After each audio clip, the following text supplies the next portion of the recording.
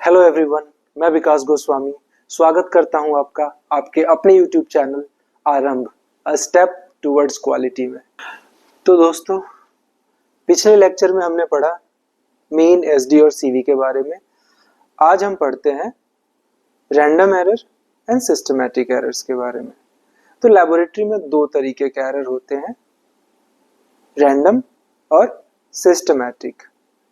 Random error is any deviation away from an expected result. Systematic error is evidenced by a change in the mean of control values.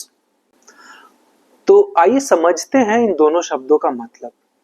Random error, जैसा कि हम सब जानते हैं, random मतलब कभी भी बिना कारण कोई एरर आ जाना।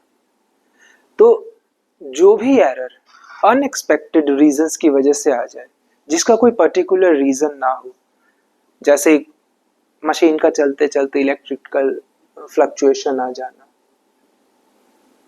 Could be random error. तो इस तरीके से जो अनएक्सपेक्टेड एरर्स होते हैं उन्हें हम रैंडम एरर कहते हैं। अब सिस्टमैटिक एरर, सिस्टमैटिक एरर के बहुत सारे कारण हो सकते हैं। सिस्टमैटिक एरर का मतलब ये नहीं कि हमारे इंस्ट्रूमेंट में ही प्रॉब्लम हो। सिस्टमैटिक एरर का मतलब हो सकता है हमारा रिएजेंट डिटेरियोरेट हो रहा हो, हमारा कैलिब्रेशन डिटेरियोरेट हो रहा हो, हमारे क्वालिटी कंट्रोल मटेरियल में डिटेरियोरेशन आ गया हो, या जो टेक्नीशियन रिएजेंट, कंट्रोल या कैलिब्रेटर को रिकॉन्स्टिट्यूट कर रहा हो उसके पिपेटिंग में एरर हो। तो for systematic error there could be multiple reasons. तो जो रैंडम एरर है वो बिना किसी कारण के कभी भी आ सकता है और सिस्टमैटिक एरर के मल्टीपल रीजंस हो सकते हैं। दोस्तों, हमने IQC समझ लिया, इकास समझ लिया, रैंडम एंड सिस्टमैटिक एरर समझ लिया। अब समझते हैं RCA, root cause analysis, a process by which an organization searches for the root of an problem, issue or incident. Root cause analysis, जैसा कि नाम से ही पता चलता है कि कारण की जड़ तक पहुंचना। तो मान लीजिए आज हमारा कंट्रोल आउट जाता है, आउट जाते ही हम पैरामीटर को कैलिब्रेट करके दूसरा कंट्रोल रीरन नहीं करेंगे। कंट्रोल रीरन करने से पहले, पैरामीटर को कैलिब्रेट करने से पहले हम ये फाइंड आउट करेंगे कि एक्चुअल प्रॉब्लम क्या है, कंट्रोल के आउट होने की जड़ क्या है। तो हम पहले देखेंगे कि सबसे पहले हमारी मशीन का मेंटेनेंस हुआ है कि नहीं, उसके बाद जो कंट्रोल मटेरियल रिकॉन्स्टिट्यूट किया गया था वो कितने दिन पहले किया गया था, जो रिएजेंट हमने अपलोड किया था वो कितने दिन पहले किया था, कहीं रिएजेंट एक्सपायर तो नहीं हो गया, रिएजेंट ऑनबोर्ड एक्सपायर तो नहीं हो गया, रिकॉन्स्टिट्यूशन की डेट तो नहीं एक्सपायर हो गई, क्या जिसने रिकॉन्स्टिट्यूट किया था प्रॉपर तरीके से किया था, ऐसा तो नहीं कि कोई नया स्टाफ आया हो जिसने रिकॉन्स्टिट्यूट किया था। तो there could be multiple reason, बहुत सारे रीजंस हो सकते हैं IQC आउटलायर के, और हमें ये फाइंड आउट करना है कि एक्चुअल रीजन क्या था। तो पहले हम एक्चुअल रीजन फाइंड आउट करेंगे, RCA करेंगे एंड देन कापा लेंगे। तो अब समझ लेते हैं ये कापा क्या है। कापा का फुल फॉर्म होता है करेक्टिव एंड प्रिवेंटिव एक्शन।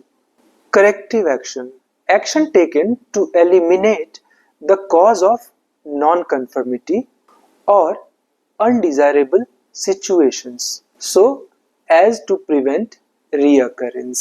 अक्सर हम करेक्शन और करेक्टिव एक्शन में कंफ्यूज हो जाते हैं। करेक्टिव एक्शन का मतलब होता है जो भी घटना हुई उसको तो हम ठीक करेंगे ही, जो भी नॉन कन्फर्मिटी आई हम उसको ठीक करेंगे, लेकिन साथ ही साथ ये भी अश्योर करेंगे कि वो सेम घटना दोबारा ना हो, वो रिअकर ना हो। इसको बोलते हैं करेक्टिव एक्शन। तो अब जानते हैं प्रिवेंटिव एक्शन क्या है। Preventive action, action taken to prevent occurrence of non conformity.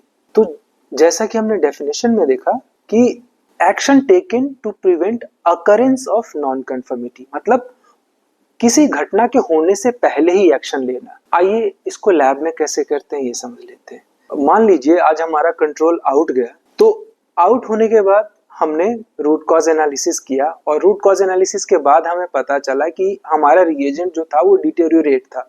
तो अभी हमने क्या किया, उस रिएजेंट को चेंज किया, ठीक है, और नया रिएजेंट डाल दिया और उसके बाद कंट्रोल रन किया, हमारा कंट्रोल पास हो गया। तो अभी हमने क्या किया कि एक्शन लिया जिसमें हमने डिटेरियोरेटेड रिएजेंट जो है वो हटा दिया। अब क्या है कि अभी तो हमारा कंट्रोल ठीक हो गया, लेकिन हमारा कल भी कंट्रोल आउट नहीं जाएगा, परसों भी नहीं जाएगा, तो हमने अभी इसको करेक्ट कर दिया, ठीक है, इसका करेक्टिव एक्शन ले लिया। अब प्रिवेंटिव एक्शन समझते हैं। तो प्रिवेंटिव एक्शन क्या है कि हमने पहले ही एक प्रोसेस डेवलप कर दिया कि जैसे ही हमारा स्टाफ आएगा सबसे पहले इंस्ट्रूमेंट की मेंटेनेंस करेगा, उसके बाद रिएजेंट चेक करेगा, रिएजेंट एक्सपायर्ड तो नहीं है, ठीक है, या बहुत दिनों से मशीन के अंदर तो नहीं पड़ा हुआ, और जब वो सारी चीजें अश्योर हो जाएंगी, मेंटेनेंस वगैरह प्रॉपर हो जाएंगी, तब वो कंट्रोल को रन करेगा ताकि जो आउटलायर के चांसेस हैं वो खत्म हो जाए। प्रिवेंटिव एक्शन का सबसे अच्छा एग्जांपल होता है हमारे ऑर्गेनाइजेशन में लगा हुआ फायर एक्सटिंग्विशर या फायर अलार्म, जो कि हम बिल्डिंग बनाते वक्त ही अश्योर कर लेते हैं, प्रिवेंटिव एक्शन ले लेते हैं कि फायर के अगर इंसिडेंट्स हुए तो हमें क्या एक्शन लेना है। तो दोस्तों आज के लिए बस इतना ही, मिलते हैं अगले सेशन में, और इसी के साथ हम समाप्त करते हैं अपना पहला चैप्टर टर्म्स एंड डेफिनेशंस। अगले सेशन में हम समझेंगे लैब ऑपरेशंस के बारे में। दोस्तों थैंक यू वेरी मच हमारे साथ जुड़ने के लिए। आप सबसे मैं अनुग्रह करूंगा, कृपया हमारे चैनल को लाइक करें, सब्सक्राइब करें और अपने सभी लैब टेक्नीशियन, लैब प्रोफेशनल भाइयों के साथ शेयर करें ताकि ज़्यादा से ज़्यादा लोग हमारे इस चैनल के साथ जुड़ सके और हमारे इस चैनल का लाभ उठा सके। So once again thank you very much everyone, keep learning.